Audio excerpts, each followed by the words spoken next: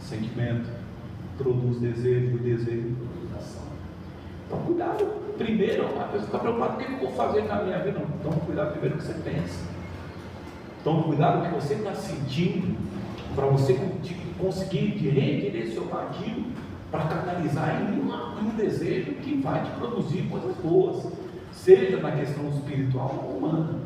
Então, às vezes está se gerando um pensamento errado. A pessoa, estou com raiva que ela fez isso, ela tirou de mim o que eu queria, pegou minha cadeira, meu lugar, ali está no lugar do Eduardo, aí não. Pegou o lugar do Eduardo já chegou, pegou o meu lugar, sentou, o pensamento errado, já gera um desejo, ela vai ver, outro dia ela vai estar sem cadeira, quer ver onde ela vai sentar.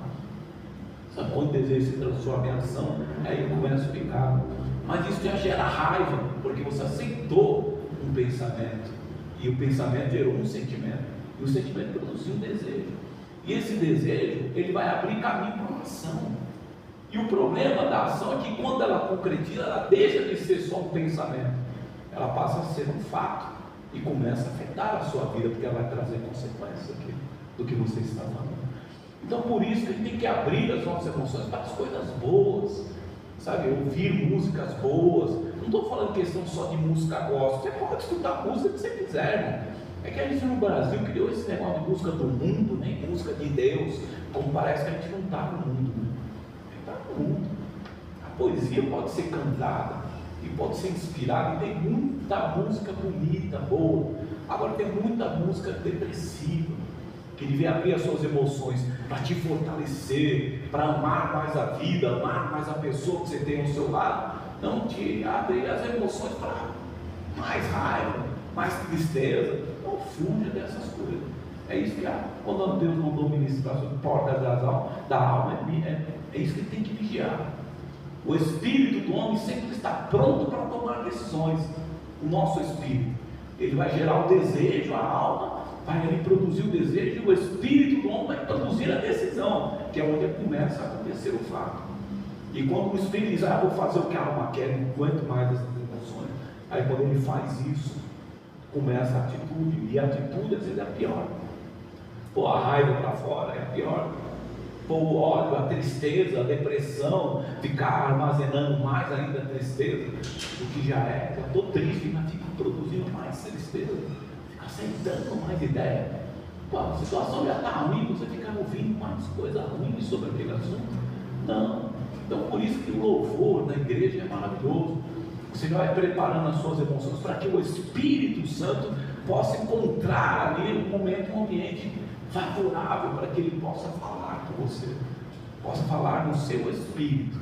A alma se acalma quando ela recebe através do louvor a palavra de Deus. Sabe por quê? Porque o prazer da alma, das emoções nossas, não é muito, sabe, as coisas de dizer que Deus é rei, Jesus é rei, sabe? Às vezes a nossa alma é mais fácil ela se alegrar quando você faz o batuque que ela gosta, ou quando você tem um benefício em uma coisa que você vai assistir. Olha que legal, olha o mar, olha o céu, olha o cara voando, olha a coisa que ela tem prazer. Então a nossa natureza, nossas emoções não tem muito prazer nas coisas de Deus. É a gente que tem que canalizar isso, né? Dizer para ela: não vou escutar hoje essas músicas, não. Eu vou escutar as coisas, louvor, adoração a Deus, porque eu preciso da presença de Deus.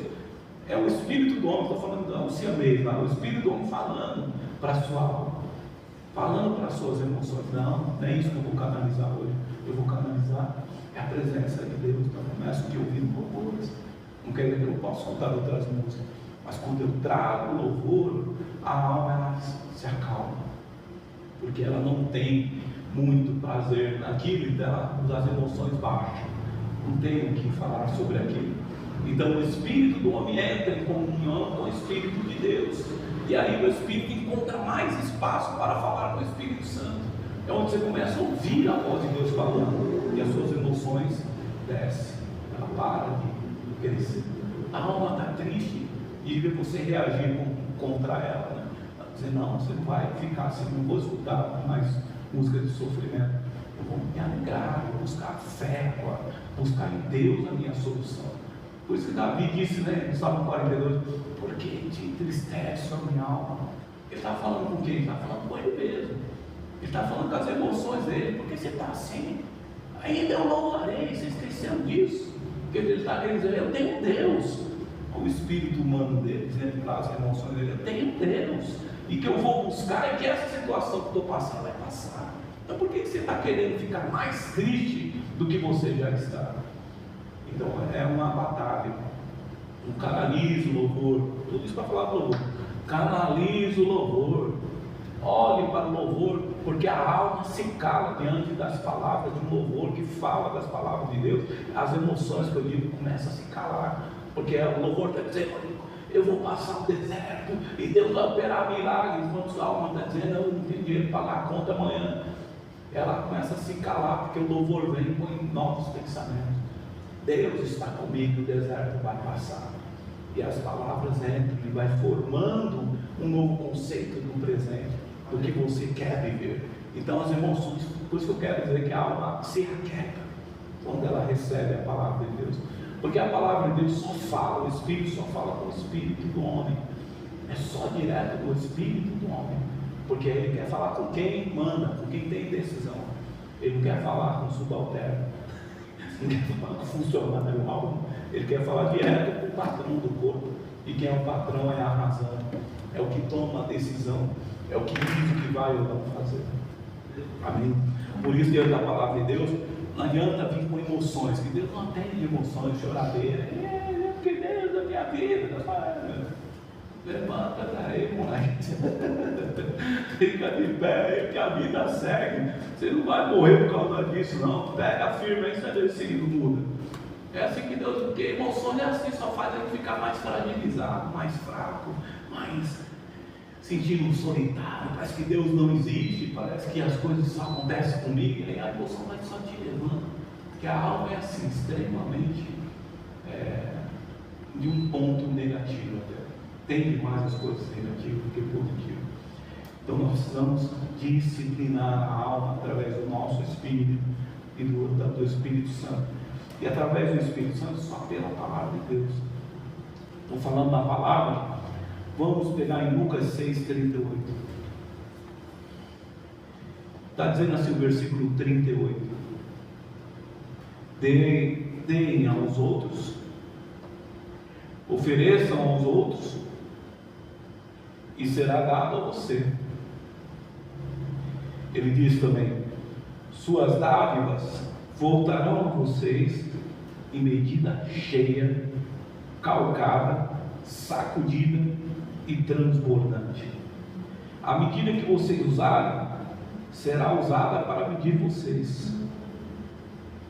Ele diz, o que você oferece aos outros será dado a você.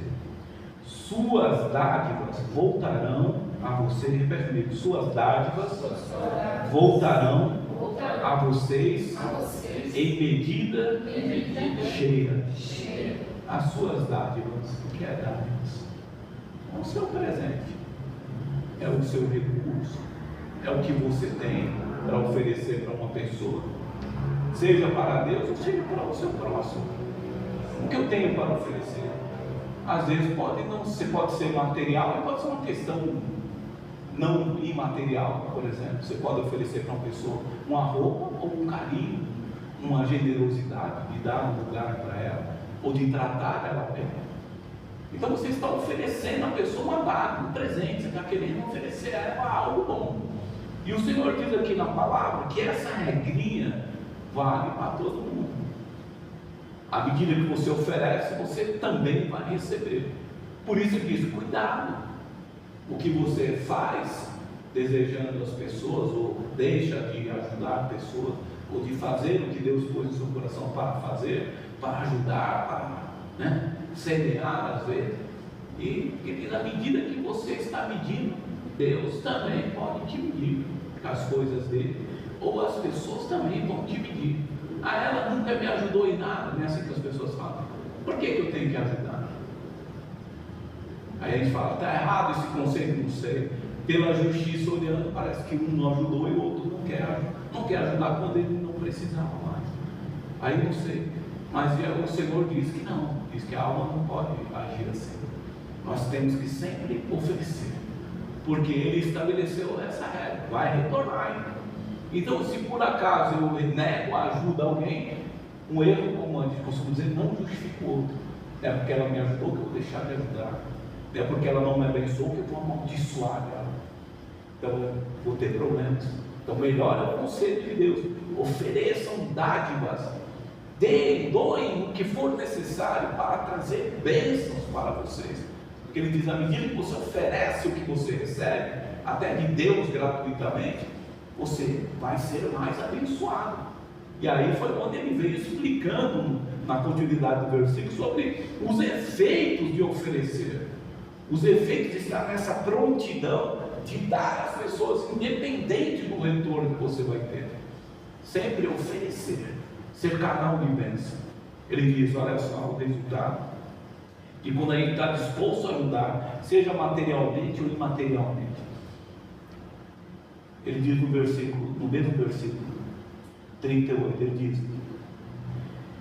voltarão para vocês, suas dádivas voltarão a vocês em medida cheia, calcada, sacudida e transbordante.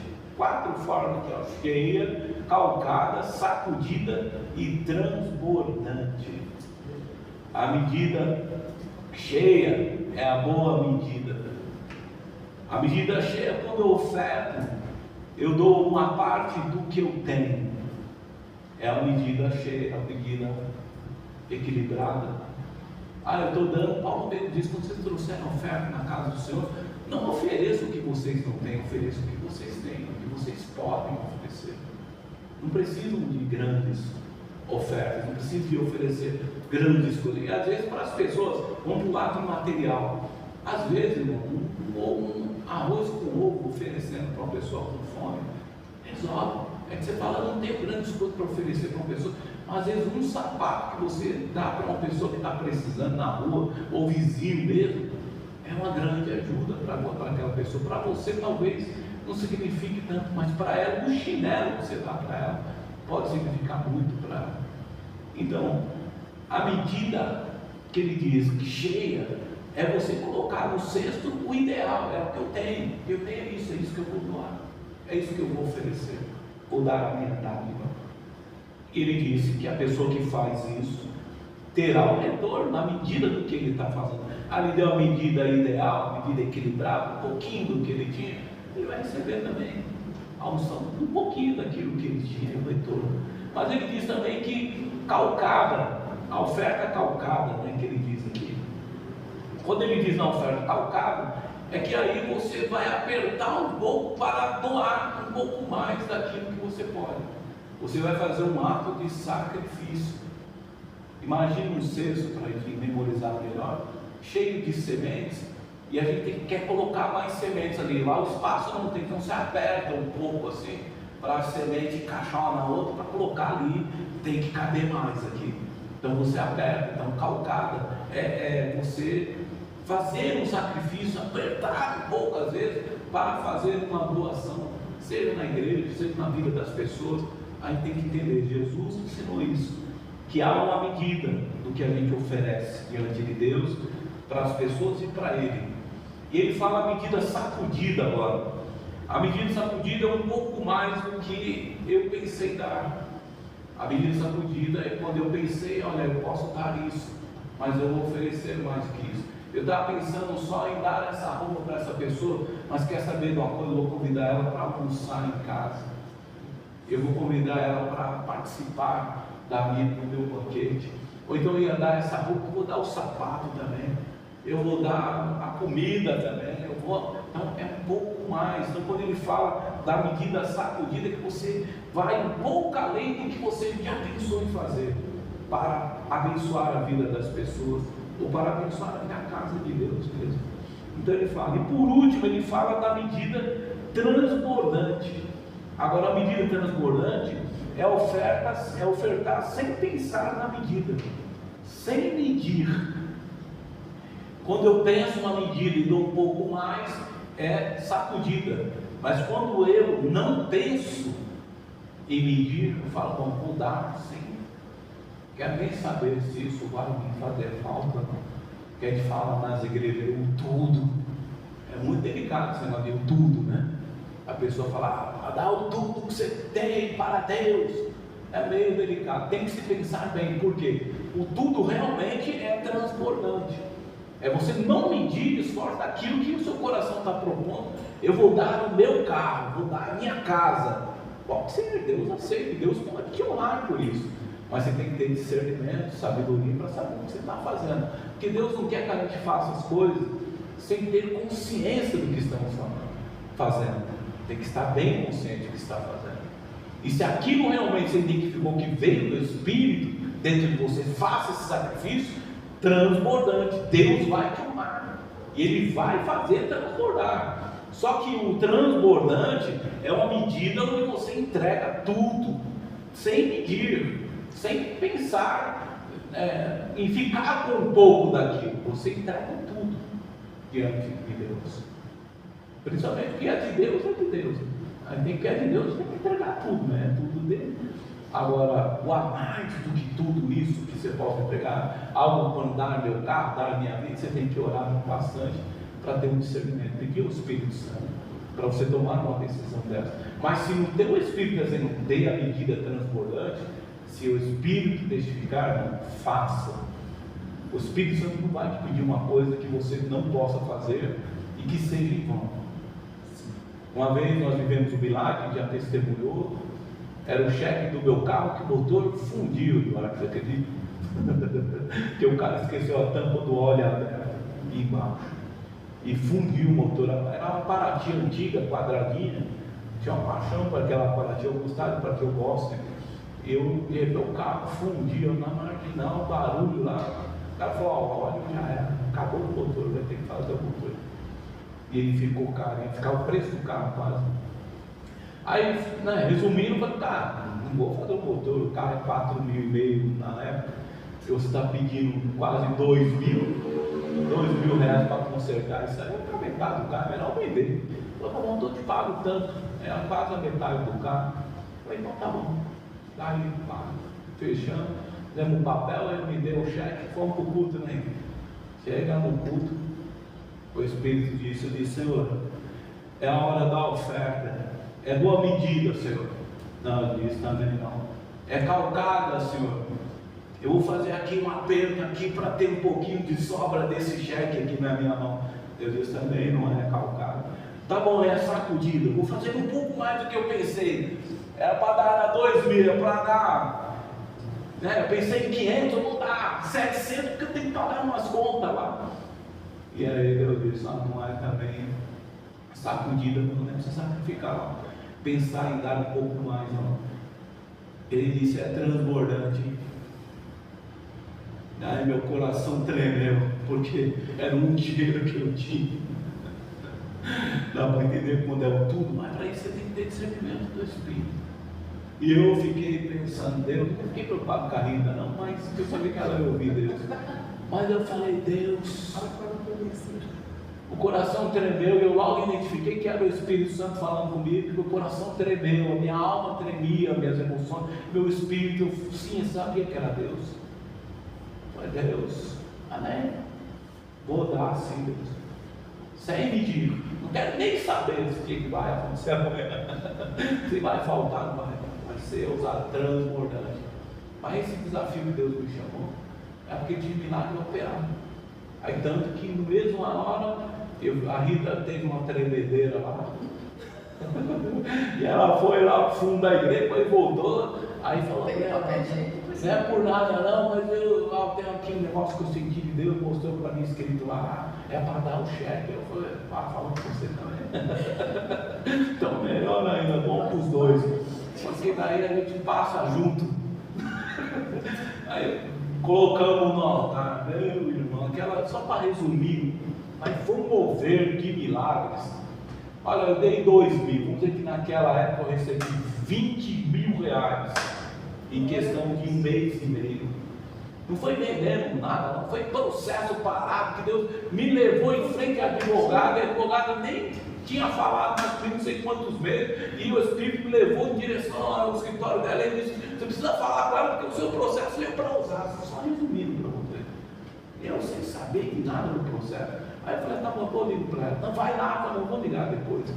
Aí liguei para ela, ela disse, é verdade, é o seu processo de depois, eu esqueci de falar para você. Inclusive, eles mandaram uma mensagem para negociar e fazer um acordo com você. Aí eu falei, acordo?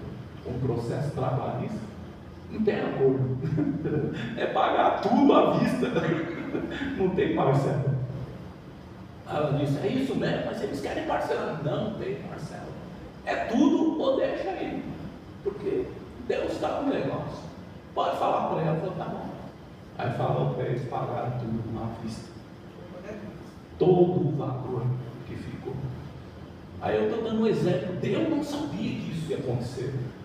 Mas quando Deus me moveu numa direção de fazer, oferecer a minha dádiva, e a nossa dádiva, o valor que tem para Deus as coisas, não é dinheiro só, é dinheiro, porque quando você dá igual a igreja, não sabe, não sei para a necessidade da igreja como estava dando. Talvez tinha uma necessidade, não podia passar de amanhã, não sei. Tinha uma necessidade que eu não sabia, mas eu não estava me importando com a necessidade da igreja em si, eu estava me importando com o que Deus estava falando. E quando Deus falou, faça, então eu fui lá. Hoje é o que é? Calcada? Não, é só a boa medida. Só isso aqui tá bom. Aí Deus está falando para um pouco mais, é para sacrificar. Vamos agora, transbordante é só para usar. Só para aqueles que ouvem a voz dos Espírito e obedecem. Vivem milagres poderosos. Não foi a primeira vez. Deus moveu e transbordou mesmo. Fala que é transbordante, porque transbordou. Foi bênção, né, Rita? A gente ganhou dinheiro de um monte de lugar. Saiu, tudo estava entupido, foi desentupido. Foi sair dinheiro pelo ralo, por tudo. Coisa que, fundo de garantia, que estava parado e Deus foi trazendo. Então, o que eu quero dizer com isso é que o Espírito Santo está pedindo para nós falar sobre essa questão. E aonde que se enquadra aquilo? O dízimo nosso na casa do Senhor. Na boa medida, na calcada, onde eu dou mesmo apertando um pouco. O dízimo se enquadra na sacudida, um pouco mais do que eu pensei, ou na transbordante, onde eu dou sem pensar, sem medir. Onde que se encaixa o dízimo? O dízimo no Novo Testamento, pelo menos o que eu prego aqui na igreja, não vejo como obrigação. O dízimo é um dever. Porque passa, Jesus disse, em Jesus ele disse que o dízimo é necessário. Ele não disse que é obrigação. Porque a obrigação traz sentença. Tá? Então quando a lei trazia a obrigação, ela trazia consigo a sentença. Você não deu, maldição sobre você. Você vai sofrer consequência por isso. Mas Jesus disse, é necessário. Então, quando nós fazemos aquilo que Deus espera que a gente faça, quando dá o dízimo, é necessário. E quando a gente obedece no que é necessário, pela palavra de Deus, então o dízimo ele se enquadra, a gente não pode medir, porque ele já tem a medida dele. Em Malaquias 3:10 está dizendo, tragam todos os dízimos aos depósitos do Senhor, do templo, para haver alimento suficiente em minha casa. O que ele está dizendo aqui? Que tem o que é necessário. Ele está dizendo só porque os sacerdotes lá daquela época tinham que ter o que é necessário, porque as pessoas gostavam de ver Deus se manifestar no templo, mas os sacerdotes ali da época tinham que sustentar suas famílias, não iam passar fome. Foi o que aconteceu em Neemias, que Neemias teve que consertar isso, porque os sacerdotes foram trabalhar em outros lugares. Por quê? Porque eles estavam passando fome. E Deus falou, não, Deus sacerdote não quer trabalhando para ninguém, os levitas querem trabalhando só para mim, consagrado naquele tempo ali. Então Deus mandou que isso fosse corrigido. Agora o que eu quero dizer é que o dízimo no Novo Testamento, eu entendo, e eu acredito e prego isso, que é uma coisa necessária, e é uma oferta específica. Ela não tem como dizer, eu vou dar um pouco, eu vou dar uma parte, ou não, você dá ou não dá. Não tem. É bem assim, sabe? Como dizer, eu vou dar um pouquinho, eu vou dar um pouco do meu dízimo, eu vou dar, é uma questão de transbordante. O dízimo ele está enquadrado, não é na boa medida, não é na calcada, não é na sacudida. Vou dar um pouco mais do que eu pensei na questão. O dízimo é um valor específico. Ele é necessário. Não é obrigação, porque eu creio que você não pode estar sob maldição por causa do dízimo. Eu creio. E eu prego isso porque eu creio na graça de Cristo. E o dia que eu disser que tem alguma coisa aqui que te amaldiçoa, que isso limita a cruz, então eu estou mentindo sobre a graça. Então eu creio que o dízimo é necessário, as ofertas são necessárias, o dízimo é necessário, e que por ser necessário ele traz bênção transbordante.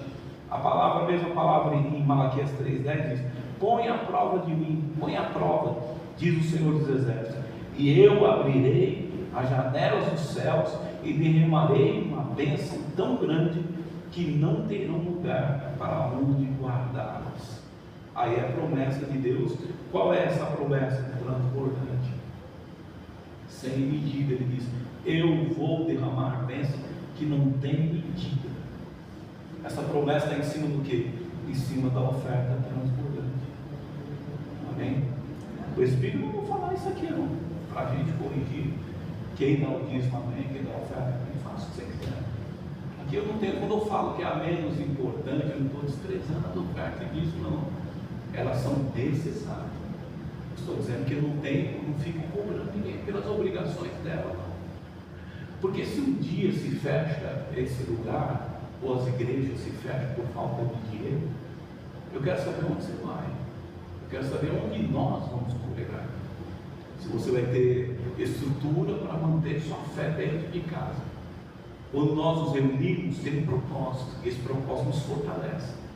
Então a igreja aqui, a oferta é necessária, porque tem necessidade. Vocês não precisam me sustentar como sacerdote, mas tem necessidade. Então pensem nisso, porque o Espírito Santo quer que a gente corrija. Aqueles que sentem que precisam corrigir, corrijam, porque Deus quer nos abençoar. É como deu o cheque lá do carro. Deus mandou dar, testificou, é porque Ele quer dar algo maior do que eu tenho na mão. Amém? Glória a Deus.